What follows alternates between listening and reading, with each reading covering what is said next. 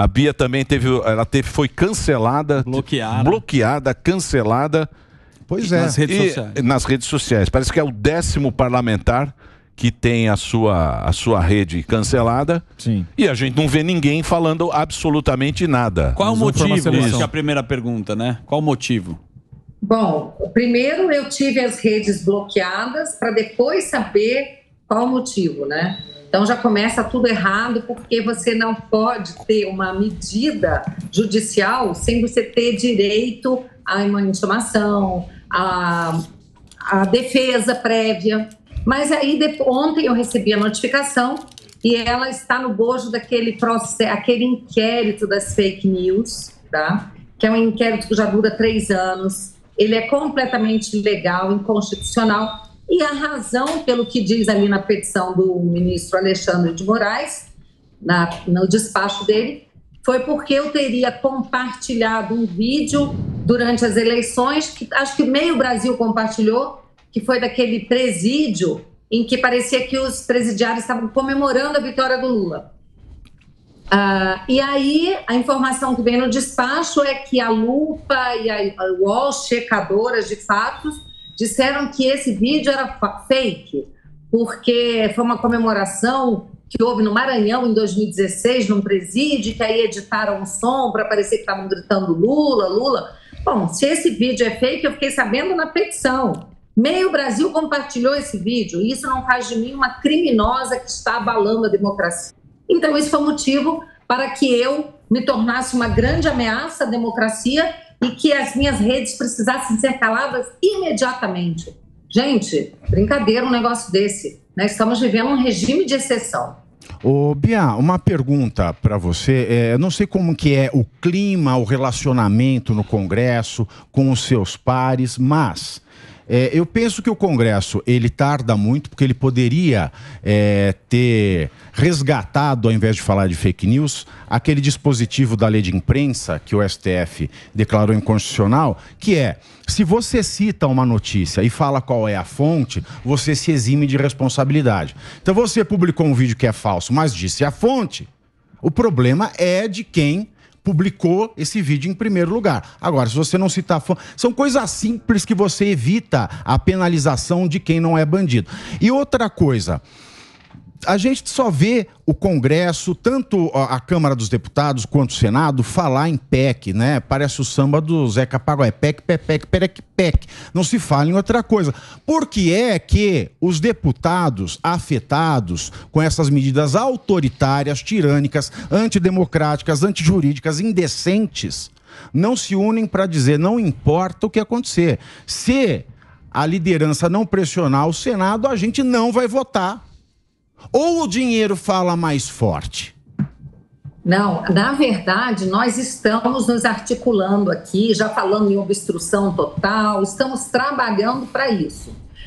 Estamos também, vários parlamentares unidos já, criamos grupos, estamos trabalhando. Eu tenho feito denúncias do plenário da casa, mesmo antes de ser eu atingida, porque não se trata aqui da gente personalizar o problema. É o parlamento que está sendo calado. E isso desde a prisão do Daniel Silveira, que houve essa interferência do Supremo Tribunal Federal no mandato de parlamentares. Tá? Aí não importa se você concorda ou não com o que o Daniel disse, tá longe da gente focar aqui no conteúdo. O fato é que o artigo 53 da Constituição garante que o parlamentar é imune por suas palavras, por suas opiniões e seus votos. E não só, né, Bia? E não só. É claro, o que ele fez foi ridículo, mas não cabe prisão cautelar em caso de crime contra a honra. Só isso é um absurdo. Não cabe flagrante por um vídeo postado. Ele criou o flagrante perpétuo. Então a gente está tendo o judiciário fechando o Congresso e todo mundo está achando legal. É o que eu tenho dito. Mas graças a Deus nós estamos vendo que eu acho que a maior parte dos parlamentares está consciente disso e está disposta a lutar. Mas tem força? Vocês têm número para pressionar? Olha, sim, eu acredito que sim. Ontem, por exemplo, eu estava no Senado durante uma sessão e o PL derrubou a sessão do plenário, tá? o senador Lazier entrou com um PDL igual ao que eu e outros parlamentares entramos aqui para assustar aquela resolução do TSE, que deu poderes absolutos ao Alexandre de Moraes para ficar derrubando páginas, perfis. Ele já está fazendo isso há muito tempo, desde as eleições, que ele ganhou uma resolução, uma autorização do TSE para isso. Então, nós entramos com 4 PDLs aqui, o Senado entrou com 1, e ontem eles pediram a urgência, e eu estava junto com outros parlamentares no plenário do Senado, e foi pedido ao senador Rodrigo Pacheco, que é o presidente do Congresso... Você falou com ele, Bia? Você chegou a falar com o Rodrigo Pacheco? Não, eu estava ontem dentro do plenário, e os senadores falaram, eu estava lá, eles registraram a minha presença, eu estava bem na frente, e o senador Rodrigo Pacheco disse que, quando houve uma censura a um senador, ele respondeu, no caso dos deputados, compete ao presidente Arthur Lira, que está trabalhando por isso. Mas ele mesmo disse que, como presidente do Congresso, nós podemos nos direcionar a ele, né, nos dirigirmos a ele. E hoje já ficou acertado que nós faremos isso. Faremos um pedido ao presidente do Senado que tome providências para garantir as nossas prerrogativas, porque não é você censurar um deputado ou outro, é fechar o próprio Congresso. Não tem como dizer que a atuação de um parlamentar nas redes não tem a ver com o seu próprio mandato. Agora, Bia, hoje... posso... Não, eu só queria perguntar essa questão da rede social. Como é que entra a rede social nisso? Porque vocês estão impossibilitados de falar com seus eleitores. Exatamente. Como é que entra a rede social desse processo de que entra também liberdade de expressão e tudo mais?